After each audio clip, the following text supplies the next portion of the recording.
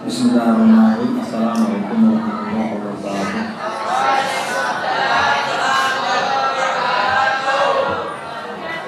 Alhamdulillah wassalatu wassalamu ala Rasulillah wa ala alihi washabihi wa wala. Saya akan melanjutkan kajian kitab Fadhailul Amal ini yang ditulis oleh Al-Hafidz Jalaladdin Muhammad bin Abdullah bin Abdul Wahid Muhammad bin Abdul Wahid bin Ahmad Al-Maqdisi. Sekarang sampai pada pembahasan wa min fadhail adhkari ba'dal maktubah, sebagian keutamaan zikir-zikir setelah sholat fardu. Hadis ini pernah saya bawakan dulu dalam kajian Riyadhus Shalihin. Karena saya pindah ke kitab ini karena ada yang pakai Riyadhus Shalihin. Andai kata ada yang pakai kitab ini juga, saya ganti lagi. Nampaknya belum ada ini. Jadi di sini Ustaz belum ada yang pakai kitab Fadhailul Amal. Andai kata ada lagi yang pakai ini, saya ganti lagi. Ini sampai sekarang belum ada yang pakai kitab ini. Jadi min fadhail adhkar ba'dal maktubah. Jadi sebagian keutamaan zikir pada sholat fardu. Keutamaannya banyak. Yang ditampilkan oleh Al-Hafidz Jalaladdin ini baru sebagian. Saya akan bacakan 3 saja supaya tidak terlalu lama. Hadis yang pertama ini agak panjang. An Abi Hurairah radhiyallahu anhu anna fuqara al-muhajirin atau Rasulullah sallallahu alaihi wasallam. Kata Abu Hurairah bahwa orang-orang fakir dari kaum muhajirin atau Rasulullah SAW, mereka mendatangi Rasulullah SAW. Faqalu ya Rasulullah. Jadi orang-orang fuqara muhajirin ini mengadu kepada Rasulullah, curhat. Faqalu ya Rasulullah, mereka berkata ya Rasulullah, zaba'u duthur wal amwali bidarajatil ula wa na'imil muqim. Orang-orang kaya, orang dulu yang kaya-kaya, barangkali kalau sekarang itu miliarder itu, jutawan, orang-orang beruang itu dapat menggapai derajat yang tinggi dan kenikmatan yang wa na'imil muqim, kenikmatan yang kekal abadi. Qala wa ma daka. Siapa yang jawab qala ini? Siapa yang bilang? Rasulullah. Rasulullah balik bertanya, wa ma daka, apa itu? Saya penasaran, orang-orang dulu dengan kekayaannya, kedudukannya, kekayaannya bisa mencapai derajat yang tinggi dan kenikmatan wa na'imil muqim, kenikmatan yang kekal, yang abadi. Apa itu? Tanya Rasul kepada orang-orang fakir dari kaum muhajirin. Qalu yusalluna kama sholli ya Allah. Yusalluna kama nusolli. Mereka sholat sebagaimana kami sholat. Jadi mereka iri kepada orang-orang terdahulu. Iri dalam hal ibadah boleh. Boleh. Mereka sholat malam tiap hari, tiap malam. Saya pun harus tiap malam juga, boleh. Dia hafal 20 juz, saya harus 25 juz, boleh. Harus. Dia mencapai kelas 2, saya harus S3, boleh. Gak apa. Jadi qalu, ini datanya para sahabat kepada Nabi. Jadi bertanya amal. Kalau kita sekarang kan beda. Datang kepada pejabat tinggi mungkin minta naik pangkat, atau nitip ponaannya, atau nitip tetangganya mungkin, atau nitip anaknya. Wa yasumu kama nasum, mereka puasa sebagaimana kami puasa. Wa yatasaddaquna wala natasaddaqu. Mereka kalau orang kaya bisa berinfak, sedekah dan lain-lain.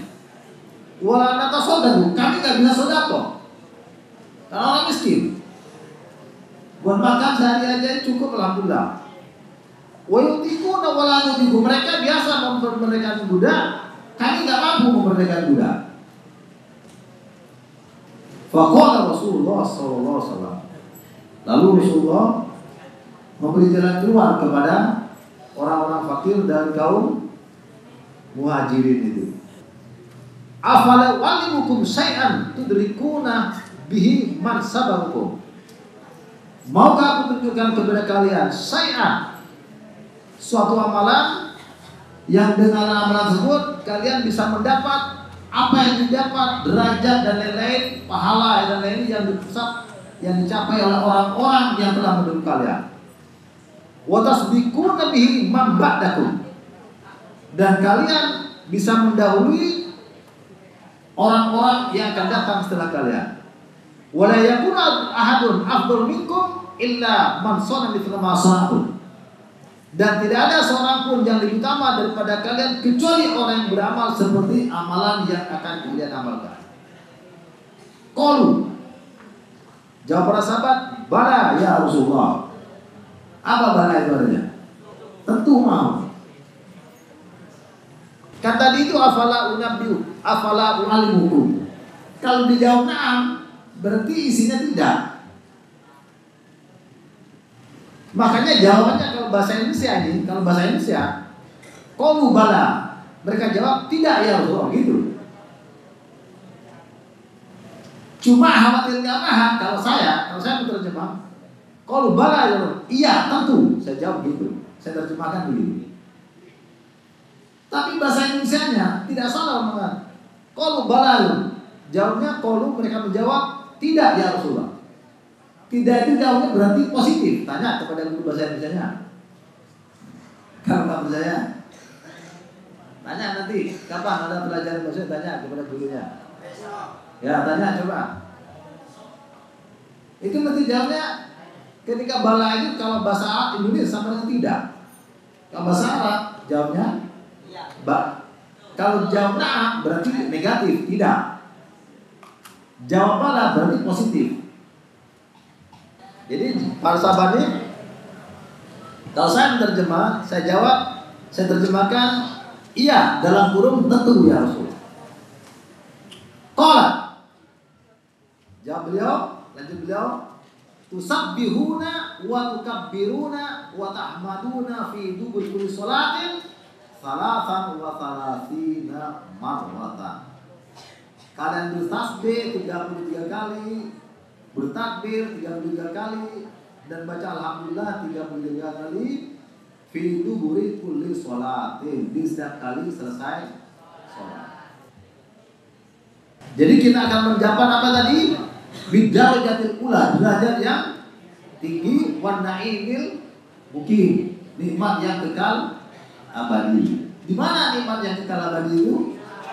Surga. Bicara surga yang menarik ya. Karena kita sebagai laki-laki ya, bidadari itu semakin hari semakin cantik.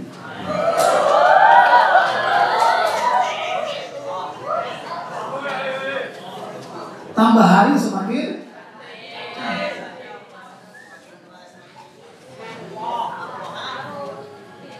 Kita ini tambah hari tambah tua semakin jelek. Di surga semakin hari semakin tampan.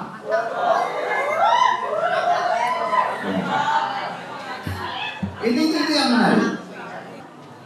Makanya ya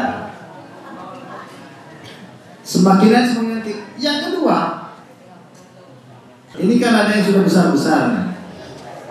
Kalau saya dulu ngajar fikih kelas 2 itu agak-agak tadi saya ajarin kita menikah itu. Semester kedua saya jadi tabur nikah. Ketika selesai melakukan tendangan 12 pas, perawan lagi.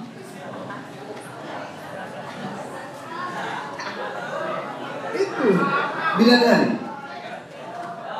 Jadi kita memasukkan gawang, gol ke gawang, gol gitu. Nah, selesai itu perawan lagi.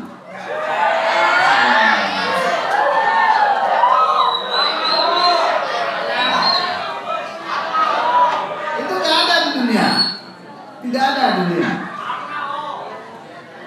gitu ya. Makanya selesai sholat baca astagfirullah kan? Astagfirullah itu boleh astagfirullah, astagfirullah, astagfirullah, astagfirullah. Boleh juga astagfirullahaladzim alladzi la ilaha illa huwal hayyul qayyum. Boleh. Saya periksa hadis itu. Ya, hanya ada satu yang mengatakan astagfirullah titik. Sepertinya itu dalam hadis yang lain itu penafsiran dari rawi. Tapi hadisnya istighfarullah. Yang astagfirullah titik itu hanya satu. Yang lain itu astagfirullahaladzim. Jadi boleh. Tidak ada ketentuan. Enggak salah saudara kita itu astagfirullahaladzim alladzi la ilaha illa huwal. Saya baca itu hadis-hadis tentang istighfar setelah sholat. Hanya ada satu. Yang redaksinya astagfirullah hanya ada satu. Saya curiga itu penafsiran rawi. Makanya di Sahih Muslim itu penafsiran tabi'in astagfirullah. Tapi yang lain itu astagfirullah, astagfirullah. Wa man istaghfara thalathan. Istighfar, baca Allahumma anta salam minka salam, lalu baca subhanallah, alhamdulillah, Allah. Boleh saja Allahu Akbar dulu. Kemudian alhamdulillah boleh. Boleh juga alhamdulillah baru subhanallah. Boleh. Tidak ada ketentuan.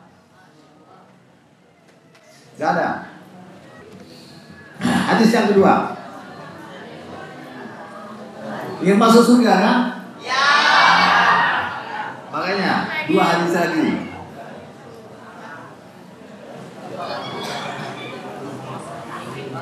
An Abi Hurairah radhiyallahu anhu, qala Rasulullah sallallahu alaihi wasallam. Ini masih hadis tentang zikir ya. Man sabballah fi kulli sholatin, barang siapa membaca tasbih berarti apa? Subhanallah di setiap usai sholat salatan wa salatina 33 kali, wa hamidahu salatan wa salatina 33, wa kabbara salatan wa salatina, wa tilka tis'un wa tis'una, maka yang demikian itu total 99. Wa qala tamamul mi'ati la ilaha illallah wa la syarika lah lahu mulku wa huwa ala kulli syai'in qadir ghufirat khatayahu wa in kanat mithla zabadil bahri, niscaya diampuni dosa-dosanya, diampuni dosa-dosanya sekalipun sebanyak buih di samudra itu. Andai kata dosa kita kali ini kan sholat, bahar itu kalau saya perhatikan di samudra, di laut lepas itu sebanyak itu dosanya, maka saya akan diampuni oleh Allah Subhanahu. Itu hadis yang kedua. Yang terakhir, dalam hadis yang lain, saya baca dalam hadis yang lain itu, selesai sholat baca subhanallah 10 kali, alhamdulillah 10 kali, Allahu Akbar 10 kali. Saya memahami bahwa ini sepertinya kalau kita keburu misalnya ingin cepat keluar, maka kita baca subhanallah 10, subhanallah 10, alhamdulillah 10,